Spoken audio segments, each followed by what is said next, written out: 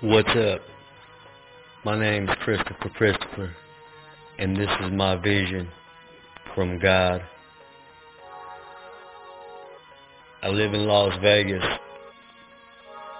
38 years old. In 2008, I had a dream, a vision from God.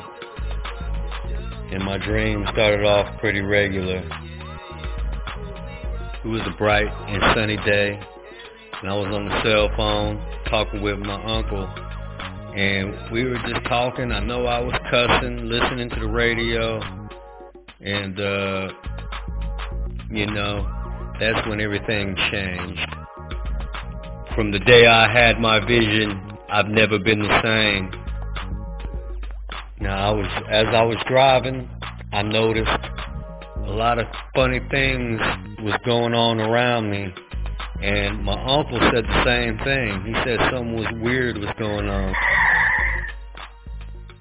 I slammed on my brakes, and oh my Lord, what was in front of me would blow your mind. Right before my very eyes was the four horsemen. The four horsemen of the Bible, of the apocalypse. The ones that I've heard about since I was young. And they were giant knights on giant horses. I remember one in particular that had antlers on his head, looked over at the others and mumbled something real loud, and they all started laughing at me. As if I was the tail end of an old joke. They laughed, and I looked with astonishment at them. I knew I wasn't dreaming. They all took off and broke down the city street. Now, as they got further and further away, I noticed that they faded off into the distance just as they left my sight. All of a sudden, I'm back on the city street. Everything went back to normal. And as I was looking, I thought they were coming back. I started seeing something. All of a sudden, out of nowhere, military soldiers and tanks started pushing people into the street, forcing everyone to get out of their cars, get out of the stores, get out of your homes. At that moment, I knew I wasn't dreaming. I didn't care about what happened to my car. I don't know what happened to my uncle on the phone. The horsemen never left my mind. And as they forced everyone into the street, they pushed everyone into a line, and they started to make us walk. Everyone saw they were evil. And the funny thing was, in my vision, I saw nobody resist.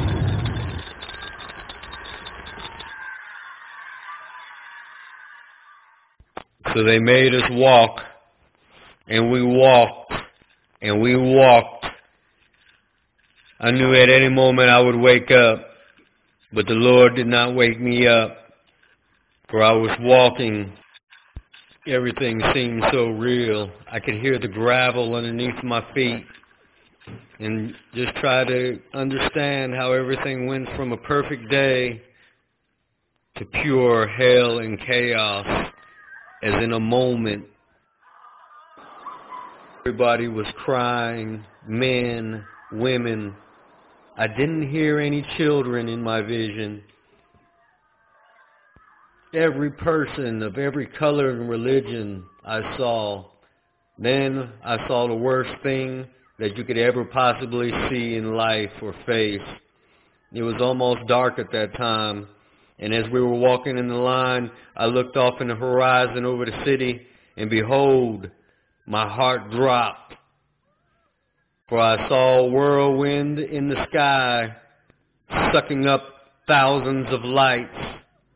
The rapture was taking place, sucking up souls of lights. And the Lord was taking His children, and I knew I knew right then and there that I was left behind.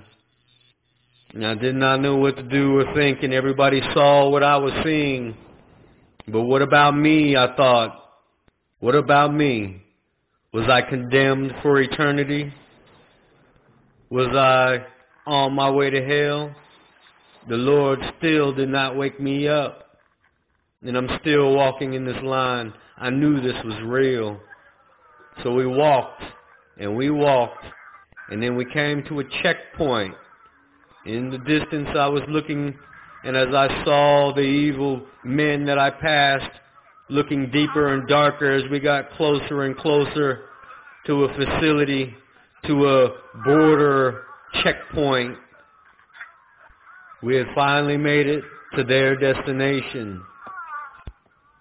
I remember their faces, their evil demonic faces staring at us. As we got closer and closer, we came to a point, and I thought to myself, am I going to hell? They rounded people up. Thousands of people rounded up, shoved in this line and forced to this border crossing. They were watching us all close. I saw them pushing people over a line ahead of me. And I heard people crying and screaming. And as soon as they crossed the line, they were marked. A big knot would come out of their head. Giant knot with a scar over it. Another person. Then another. And then some people I noticed a knot would pop out of their arm. So it's either the arm or the forehead. I don't know what the difference was, but that's what I saw in the faces of these evil men. And then came I. Get in the line, they yelled as they pushed me across the line. Now I remember looking at my arm, and as soon as I crossed, bam! A big old knot would pop out of my arm with a big scarish looking thing over it. And I knew we had been marked. And the hideousness of it, I couldn't stand, so I covered it with my shirt and I started walking. It didn't matter where you walked from there. I followed the others and went toward a huge concrete building. And I knew from there we were marked because no one followed us from there. I could hear crying in the distance. So I walked in to a giant concrete room. And as I looked around, I saw an entrance and I heard other people crying. So I walked toward that room to see what was going on. Weeping and wailing, rooms full of people crying. Everyone knew in their minds that we were going to hell or we are on our way to be executed. We were left behind. A moment later, a girl who I seemed to have known before from my past, came running up to me, and I told her I have sinned too much, and I pushed her away, and she walked away sobbing.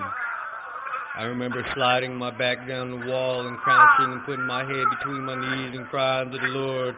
I even thought about what was next, what they were going to do to us. My eyes were closed. The horror I felt was so real, y'all. You read the Bible, man? Yes. Well, there's this passage I got memorized on this. Ezekiel 25:17. The path of the righteous man is beset on all sides by the iniquities of the selfish and the tyranny of evil men. Blessed is he who in the name of charity and goodwill shepherds the weak through the valley of darkness, for he is truly his brother's keeper and the finder of lost children. And I will strike down upon thee with great vengeance and destroy my brothers. And you will know my name is the Lord, when I lay my vengeance upon thee.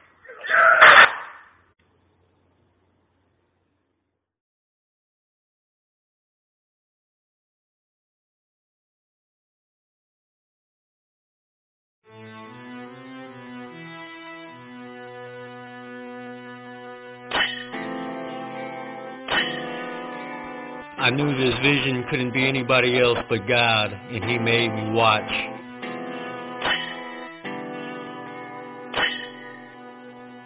I watched to the very end. If growth is too weak, well, then we can't withstand weakness overseas. So good news is bad news, and bad news is bad news. Just as I thought it was over, there is still hope.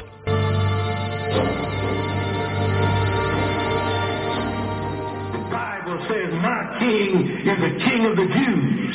He's the King of Israel. He's the King of righteousness. He's the King of the ages. He's the King of heaven. He's the King of glory. He's the King of kings. And He's the Lord of lords. That's my King. I wonder, do you know Him? My King is a sovereign King. No means of measure can define His limitless love. He's enduringly strong. He's entirely sincere. He's eternally steadfast. He's immortally graceful. He's imperially powerful. He's impartially merciful. Do you know Him? He's the greatest phenomenon that has ever crossed the horizon of this world. He's God's Son. He's a sinner's Savior.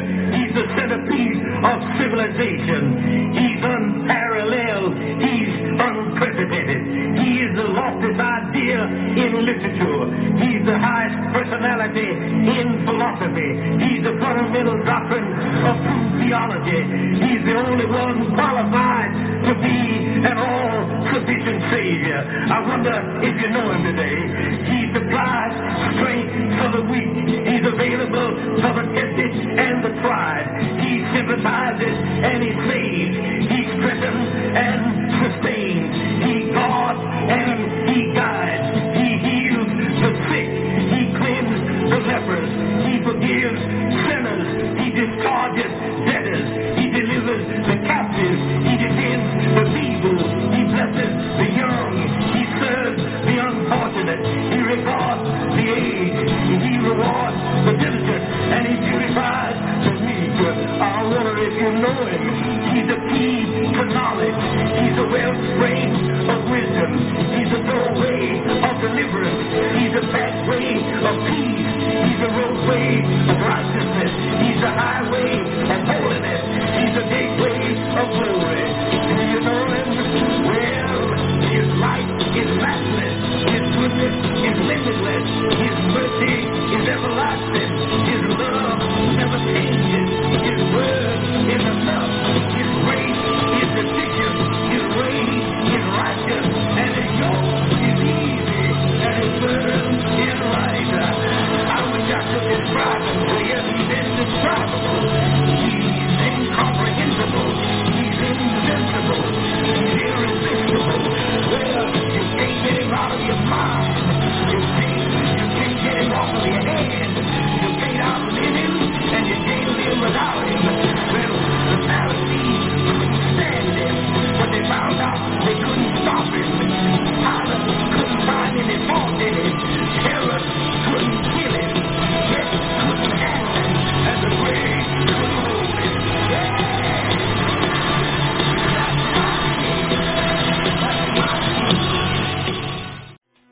To know wisdom and instruction, to perceive the words of understanding, to receive the instruction of wisdom, justice and judgment and equity, to give subtlety to the simple, to the young man knowledge and discretion.